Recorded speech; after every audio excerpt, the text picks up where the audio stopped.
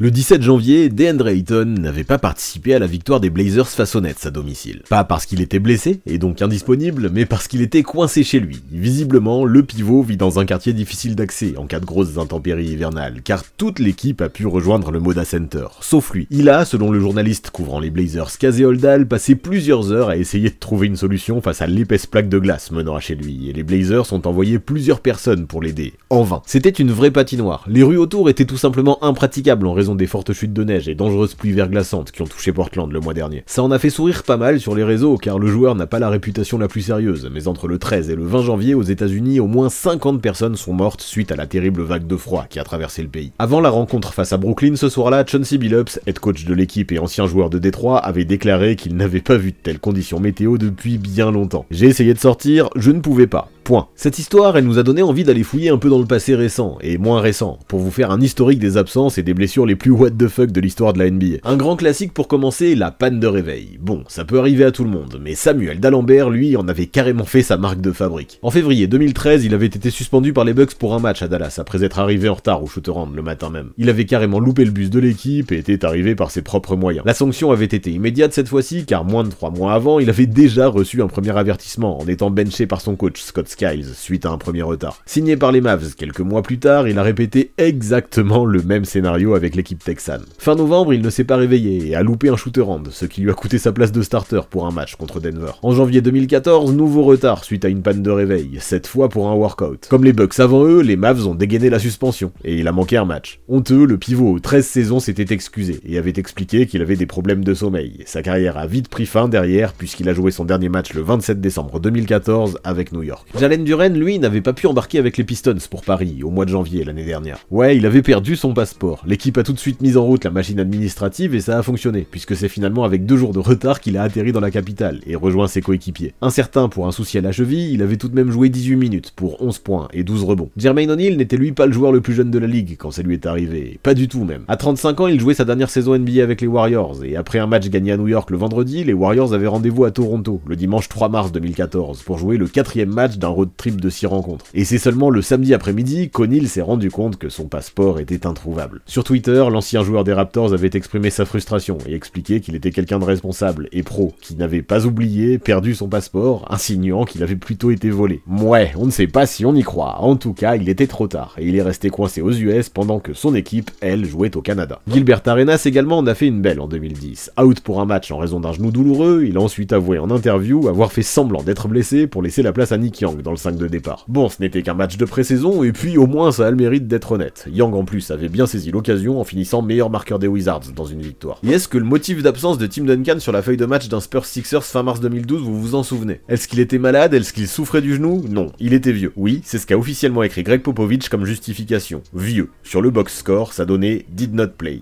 Hold. Quelques jours après avoir survécu à la trade deadline et 1 mois après son introduction en tant que nouveau capitaine des Celtics en 2014, Rajon Rondo s'est fait remarquer en restant à Los Angeles après une défaite au lieu d'accompagner son équipe à Sacramento où elle était en back-to-back. Il n'était pas prévu que le meneur joue ce match, certes, mais il n'aurait même pas prévenu Boston de ses intentions. La rumeur veut qu'il soit resté à Los Angeles pour y fêter son 28e anniversaire, qui tombait justement le soir même. Interrogé sur la situation, Rondo avait expliqué que cela ne regardait personne. À l'époque, Danny Ainge avait déclaré que la situation serait gérée en interne. Et tant qu'on y est, tant qu'on parle de gérer en interne, pensez à vous abonner à cette chaîne YouTube. Ça nous apporte énormément de force. Donc faites-le là, maintenant, et nous on reprend. 1 mois même pas après avoir signé une prolongation de 66 millions de dollars sur 6 ans à l'été 2008, Monta Ellis a bien merdé. En août, il a menti à sa franchise en expliquant qu'il s'était blessé à la cheville en jouant un pick-up game chez lui, dans le Mississippi. Or, il ne s'était pas blessé en jouant au basket, mais suite à une chute en scooter. Ça, il ne l'a expliqué que quelques jours plus tard, car être au guidon d'un 2 roues est interdit pour un joueur NBA. C'est stipulé dans le contrat, pour éviter les risques inutiles. Résultat, il a été opéré et a manqué 3 mois et demi de compétition. Les Warriors lui ont infligé une suspension de 30 matchs à peu près égale à la durée estimée de son absence. Pour quelle raison, à votre avis, Charles Barkley a-t-il manqué le premier match de saison régulière des Suns en 1994? Là, difficile de faire plus original. Sa sensibilité aux fortes lumières l'avait poussé à se frotter les yeux à répétition alors qu'il assistait à un concert d'Eric Clapton quelques jours plus tôt. Ensuite, il a fait une réaction à la crème pour le corps qu'il s'était passé sur les mains, jusqu'à s'en brûler la cornée des 2 yeux. Sur les conseils d'un ophtalmologiste, il a porté un cache-œil même. Pendant 12 12 heures. Vous vous moquez, mais quand je suis rentré chez moi, je ne voyais plus rien. On a dû m'emmener à l'hôpital. J'ai été aveugle pendant 3 heures, les gars. Son équipe menée 2-0 en playoff par Miami, Amare Stoudemire n'a lui rien trouvé de mieux à faire que de décharger toute sa frustration dans la vitre protectrice d'un extincteur installé au mur de l'American Airlines Arena en 2012. Le soir même, il a quitté la salle, le bras en écharpe et la main gauche complètement bandée suite à la pose de nombreux points de suture. L'un des muscles de la main était touché et il a aussi dû subir une petite opération pour y remédier dans la foulée. Il a manqué le Game 3 avant de revenir pour les 2 derniers matchs, mais New York a perdu la série 4-1. Autre exemple de mauvaise gestion de la colère ayant mené à une blessure bête, Enes Kanter. En 2017, l'ancien du Thunder s'est cassé l'avant-bras en venant frapper une chaise vide sur le banc d'OKC. L'équipe s'était imposée 109-98 contre Dallas et Kanter avait manqué les 10 matchs suivants. La couronne de l'absence la plus what the fuck revient sûrement à Dion Waiters, qui n'a rien trouvé de mieux à faire que de consommer trop de bonbons contenant du THC, substance active du cannabis, dans l'avion de l'équipe, alors en route pour Los Angeles en novembre 2019. L'arrière y a mal réagi et ça s'est terminé en crise d'angoisse en plein milieu du ciel. C'est ainsi qu'il a manqué le match contre les Lakers et la franchise floridienne l'avait suspendu pour 10 matchs ensuite. Et puis il a été suspendu pour 6 autres le mois suivant, quand il avait assuré à l'équipe d'être malade et qu'on l'avait ensuite vu sur un bateau en train de fêter son anniversaire sur Instagram. Ah, et il avait été aussi suspendu pour le premier match de la saison cette année-là, pour comportement préjudiciable à l'équipe après s'être plaint de son rôle. Dirk Nowitzki a bien fêté son titre durement acquis face au hit de LeBron & Co pendant l'été 2011. Tellement bien qu'il est revenu hors de forme pour débuter la saison 2011-2012, et que les Mavs ont dû le mettre sur la touche 4 matchs mi-janvier, le temps qu'il retrouve une vraie condition physique. Champion à titre, Dallas avait terminé 7ème à l'ouest, avant d'être sorti 4-0 par OKC au premier tour. Si Miles Bridges a réussi à éviter la prison, il n'a en revanche pas pu mettre les pieds au Canada. Condamné à 3 ans de probation pour violence conjugale, il s'est vu refuser l'entrée sur le territoire nord-américain, lors du déplacement des Hornets à Toronto, le 18 décembre dernier. En janvier 2023, il n'avait pas respecté son interdiction d'approcher de son ex-compagne, et il est accusé d'avoir lancé des boules de billard sur son pare-brise, alors même que leurs enfants se trouvaient dans la voiture. J.R. Smith a lui manqué un match pour avoir jeté de la soupe sur l'assistant coach des Cavs, Damon Jones, en mars 2018. Génie. Ty Lawson, lui, s'est retrouvé incertain en raison d'une gastro, moins de 24 heures après avoir sollicité les conseils des locaux sur Snapchat pour manger un bon taco à Sacramento. Bon, au final, il a quand même réussi à jouer 32 minutes ce soir-là, rien de grave. Et puis, il y a aussi le fameux mal de dents de Derek Anderson avec les Blazers durant la saison 2004-2005. Annoncé out, le champion NBA 2006 et NCAA 1996 avait été vu le soir même du match au drive d'un McDo. Et pour finir, un soir de novembre 1990, James Worthy a débarqué au match Lakers-Rockets en catastrophe juste avant le début du deuxième quart-temps à Houston. La raison de ce retard, alors qu'il pensait s'adresser à 2 prostituées, quelques heures plus tôt, il s'est retrouvé face à 2 policières et s'est fait arrêter puis placé en cellule. Ouf, il a finalement pu sortir après avoir payé une caution de $500.